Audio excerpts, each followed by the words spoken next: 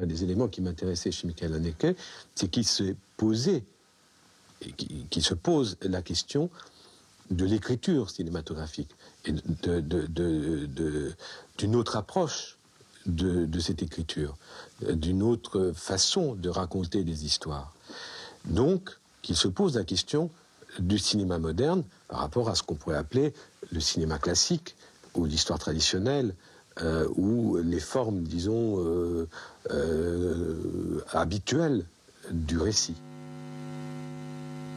Ich bin ein völlig fantasiearmer Mensch. Ich kann mir eigentlich nur, ich kann gut Verbindungen knüpfen, ja? Aber ich bin absolut angewiesen auf das Konkrete.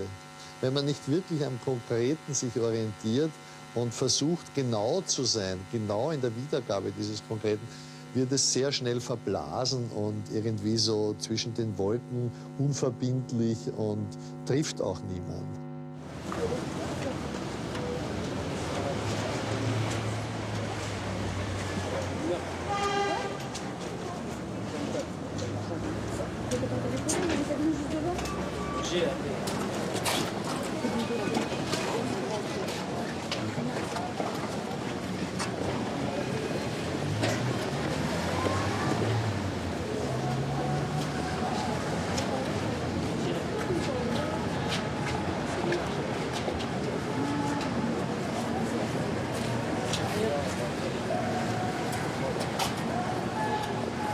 Il a une précision qui est hors pair aussi. La fameuse scène du début, le boulevard, était quand même deux journées de répétition avant le tournage. Ce qui est... bon, sur 10, c'est un plan de 10 minutes, ou un petit peu plus peut-être. Ça demande du courage un peu, parce qu'il y a une sacrée mise en scène.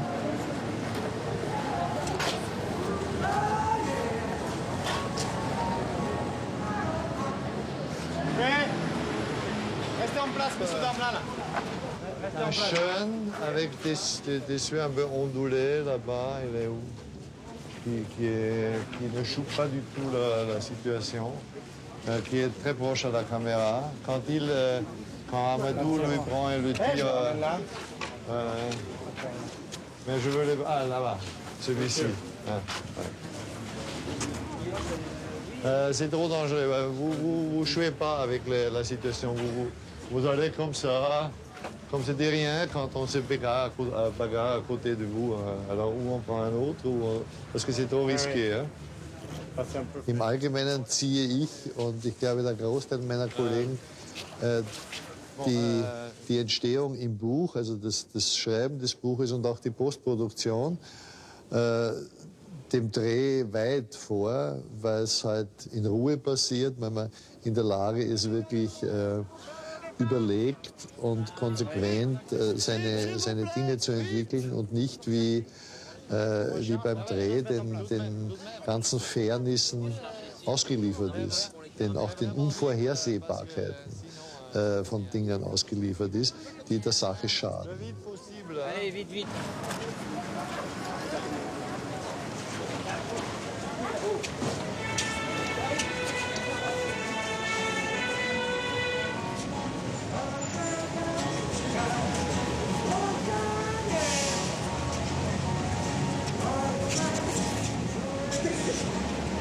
Wir mussten ja verschiedene Geschäfte umwenden. Es gab einen festen Dialog, der musste in der Zeit von bis stattfinden. Und in dieser Zeit muss ich von Punkt A nach Punkt B kommen. Also das war eine relativ komplizierte Grundkonstellation, die bereits vorgegeben war im Text. Und es ging jetzt darum, also A, einen Ort zu finden, an dem das möglich war und den dann entsprechend zu adaptieren, also bestimmte Geschäfte in andere umzuwandeln und etc. etc. Und dazu muss natürlich eine ganz genaue, wie im Studio praktisch. In diesem Fall war es ein bisschen so, als würde man das Studio nach außen verlegen.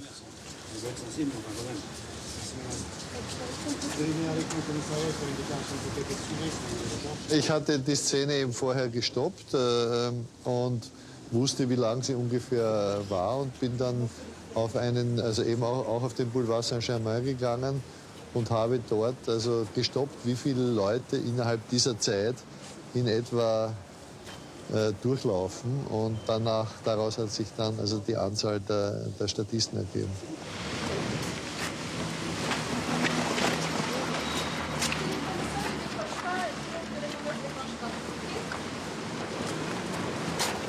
Dann kommt dazu, dass es ja eine zusätzliche Erschwerung bei dem Film gibt, weil ich ja keine Kamerabewegung, keine selbstständige Kamerabewegung habe.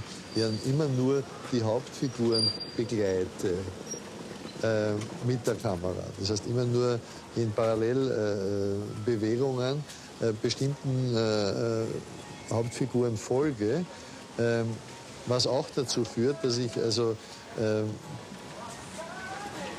genau die geografischen Distanzen berücksichtigen muss, damit durch die Längen, die da zurückzulegen sind, nicht Längen im Ablauf der Szene entstehen, also zeitliche Längen entstehen. Das war jetzt sozusagen die eigentliche Schwierigkeit bei der Realisierung des Films. Et de temps en temps, on a besoin de quelqu'un qui traverse ici parce que c'est totalement... Stop. Oui, oui, oui. Comme ça, et aussi plus proche. Comme ça, et aussi plus proche, parce que c'est un peu un tableau. Tu vois, c'est un peu un tableau. Et on doit casser cette plateau, tableau. Ouais. On continue. Encore une fois, j'ai pas vu. Man ist also in einem Betrieb, wo ja zwischen 30 und 200 Leuten um dich herum sind, kannst du nur einen ganz kleinen Ausschnitt wahrnehmen. Wichtig ist halt, dass du deine Konzentration auf das Wesentliche bündelst und versuchst, dort den Überblick zu behalten. Es ist selbst so, dass die Dinge, die während des Drehs, also im Kader passieren, sobald da mehrere Personen vorkommen, ist ja das Video eine segensreiche Erfindung, denn es gibt uns die Möglichkeit, zumindest unmittelbar nach dem Dreh, noch einmal bestimmte Dinge zu verifizieren.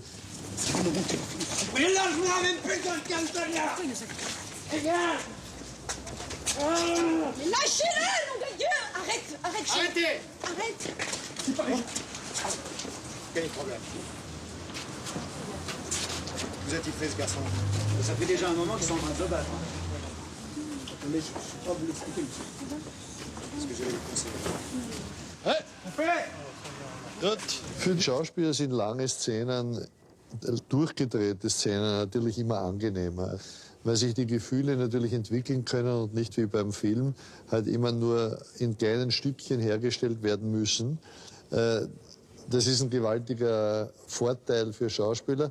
Gleichzeitig gibt es natürlich auch einen Nachteil, weil man innerhalb einer Plansequenz, also innerhalb einer langen Zeit, in der man im Bild ist, auch mehr Fehler machen kann, als innerhalb einer kurzen Zeit. Trop tôt, parce que le problème c'est que la phrase de retour, c'est merci madame.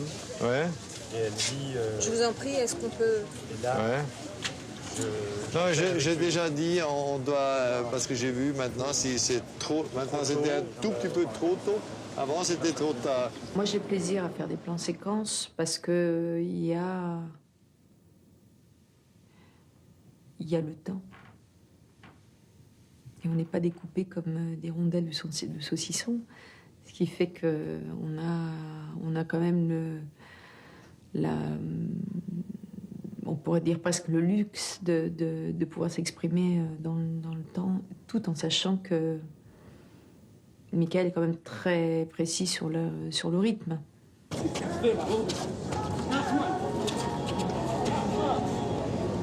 Die erste Verantwortung, die man sozusagen als Filmemacher hat, ist, das geschriebene Skript so optimal und so genau wie möglich in Szene zu setzen.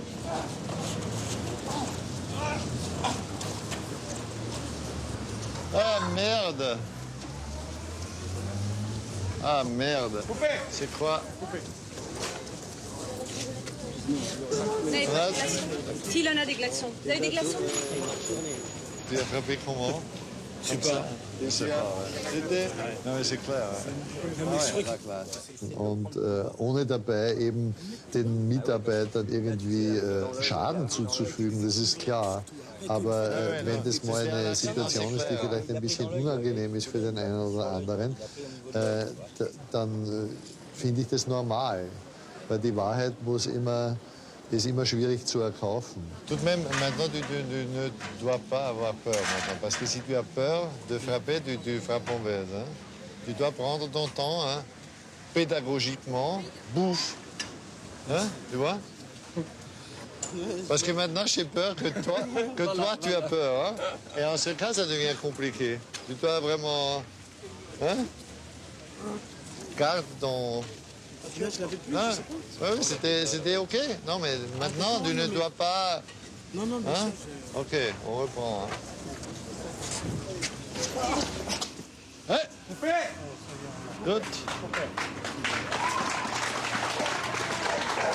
Merci à tout le monde. C'est le dernier plan d'Alex. Pardon? Le dernier plan d'Alex. C'est le dernier blanc d'Alex? Elle est où?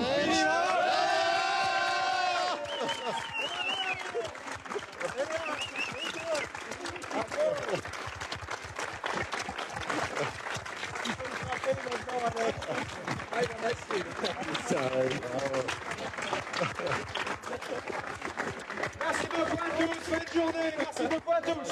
Bravo. Merci. Il était pas mal aujourd'hui maintenant. Hein? Ça a aidé. Hein?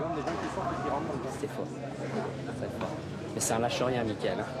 Quand il a pas son truc, il veut pas. Au millimètre près, attends. J'avais peur qu'ils prennent la scène par dépit.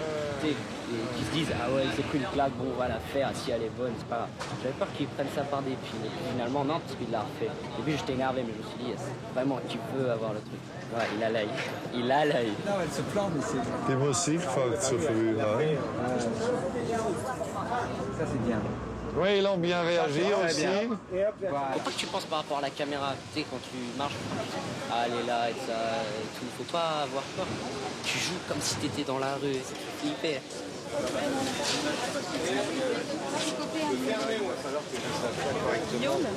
Oui.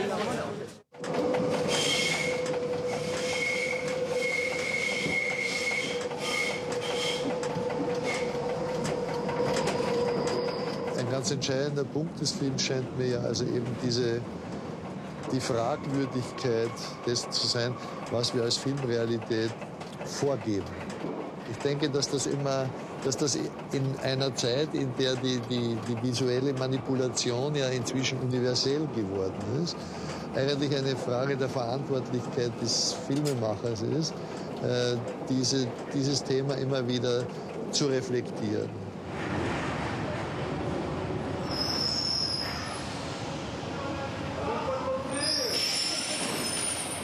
Ein Film kann nicht wahr sein, aber er kann wahrhaftig sein. Das heißt, die Leute, die ihn gemacht haben, haben versucht, so wahrhaftig wie möglich zu sein, so wenig zu lügen wie möglich, so genau wie möglich zu sein.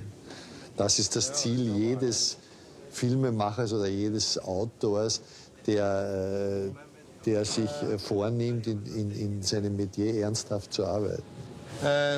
Du arrives trop vite, tu reviens trop vite, parce que on a l'impression, parce que je vais faire un truc comme ça, tu te fais mal en dehors, et ça prend un moment du temps, parce que maintenant tu viens sur un matelas, mais en vérité ça fait mal. Alors ça prend un moment. Jusqu'où tu reviens. Maintenant, tu es boum, pouf.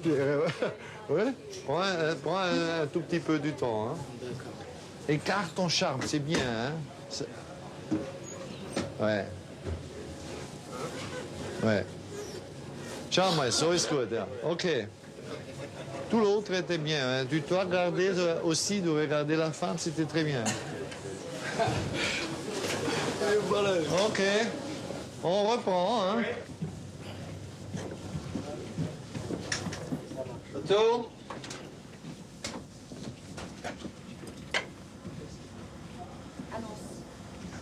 48 sur 1, quatrième. Action! Je extremer die Geschichte ist, die ich zu erzählen habe, also die ein Filmemacher zu erzählen hat, glaube ich, umso mehr muss er sich selber damit emotional auseinandergesetzt haben. Also der Schreibevorgang, wenn ich einen Dialog, eine Szene schreibe, ist ja kein intellektueller. Ich meine, intellektuell ist die Konstruktion, die Struktur. Ja, aber das Schreiben von Szenen, die müssen ja, um geschrieben zu sein, erlebt sein.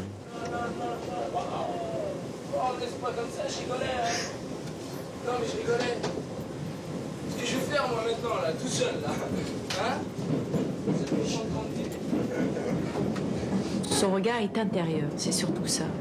C'est-à-dire quand il dirige un acteur, il suit à l'intérieur du personnage. C'est ça qui est très grisant. Il ne dirige pas sur l'extérieur, hein, dans le sens, tiens, tu me fais un regard là ou là.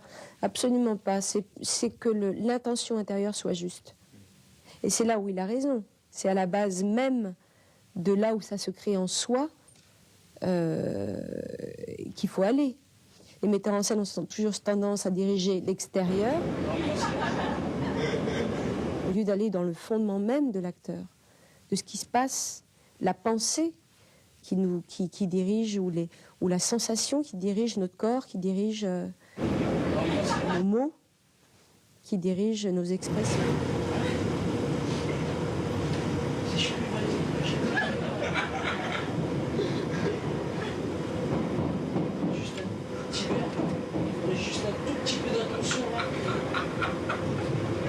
Pour moi, je revois des choses communes entre certains metteurs en scène qui connaissent un petit peu les labyrinthes intérieurs de l'acteur. Et ça, je pense que c'est dû aussi à ces années de théâtre qu'il a fait. Il a travaillé, je crois, 20 ans au théâtre, ou si ce n'est plus, je ne sais pas. Et donc, il connaît tous les rouages et aussi les besoins de l'acteur ou les demandes, ou au contraire, quand il y a besoin de laisser un acteur face à un silence.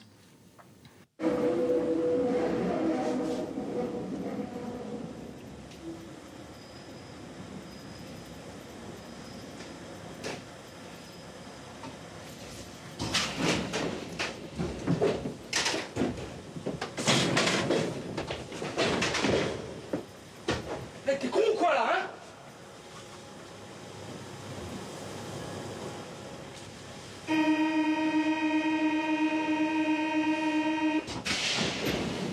Toi, t'es pas con? Attends, je...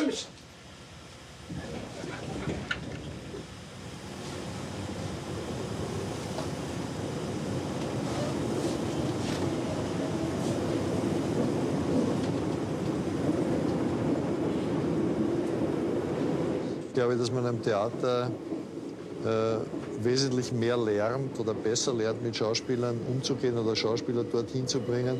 Aber was die Ästhetik, also die filmische Ästhetik anlangt, glaube ich nicht, also jedenfalls bin ich mir dessen nicht bewusst, vom Theater beeinflusst zu sein oder vom Kader der Szene beeinflusst zu sein. Ich glaube, diese Überlegung, also in Plansequenzen oder in fixen Einstellungen zu drehen, kommt mehr aus theoretischen Überlegungen.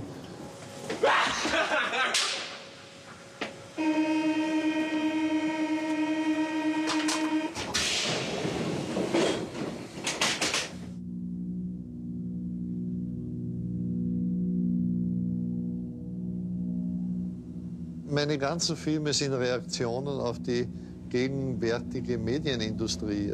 Dagegen polemisieren alle meine Filme inhaltlich und formal. Und das ist auch sozusagen meine Position, die ich im Allgemeinen eingeordnet werde, gegen die ich aber nichts habe, weil ich mich dort auch wohlfühle. Also ich möchte mich nicht in diesen Zerstreuungsbereich vereinnahmen lassen. Weil ich denke, dass es einfach dem Zuschauer die Möglichkeit gibt, mitzuarbeiten am Film. Das ist nicht nur, er ist nicht nur ein reiner Konsument, der halt diese Bilder, die ihm da vorgekaut werden, sozusagen abschauen darf, sondern er komplettiert selber den Film. Also der Film entsteht in seinem Kopf. Das heißt, das Geschehen des Films entsteht in seinem Kopf, nicht auf der Leinwand.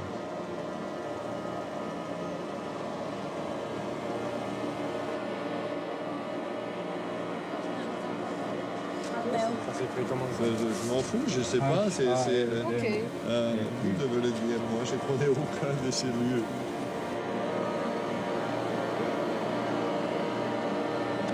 Okay, Achtung.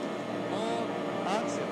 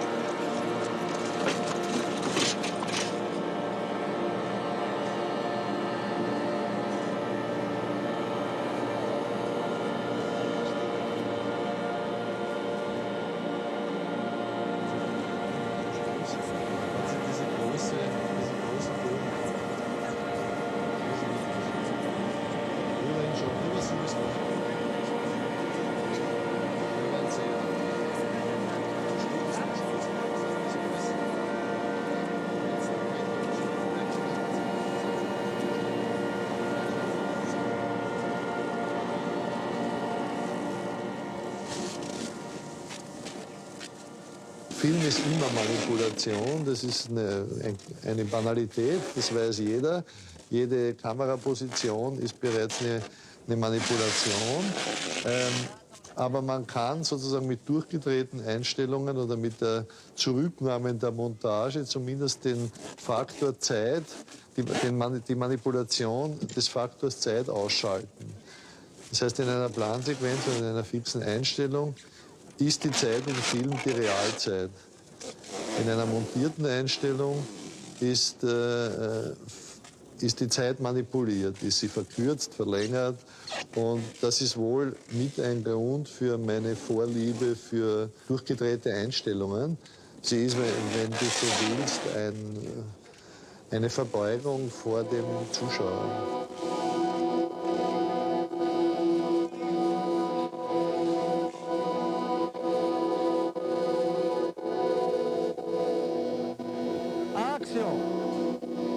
Da die Filme ja versuchen, realistisch zu sein, unter Anführungszeichen, versuche ich eben diese falsche Harmonisierung, die das Schöne,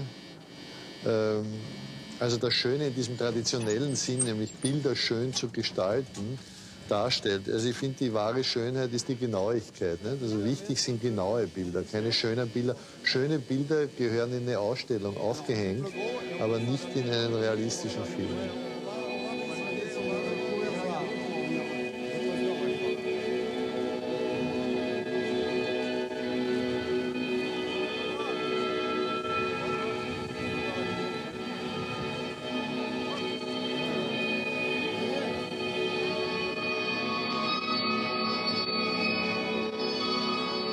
Ich meine, was mir wichtig war bei dem ganzen Film, also angesichts dieser Tatsache, dass man alles in Plansequenzen dreht, ist, dass diese Plansequenzen sozusagen nicht mit ihrer Schwierigkeit auftrumpfen.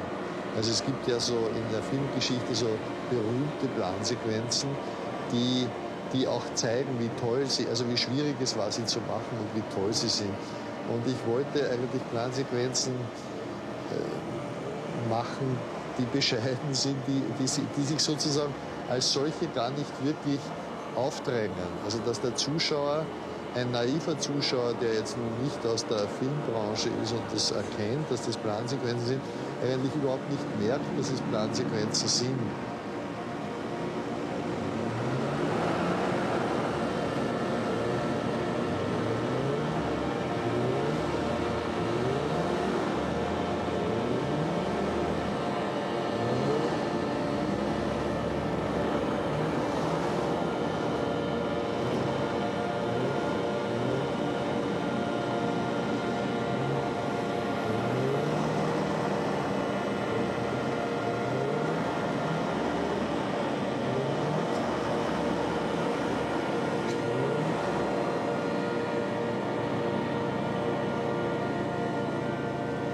bei Jürgen sieht man das ein bisschen.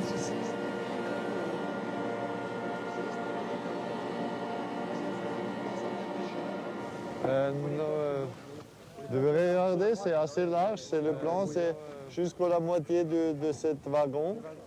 Alors on voit tout le sol, alors toutes ces taches.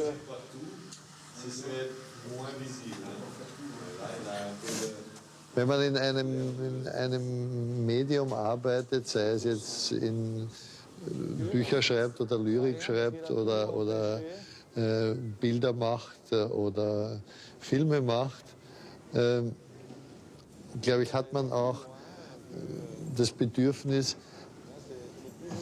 die Anforderungen an sich selber höher zu schrauben.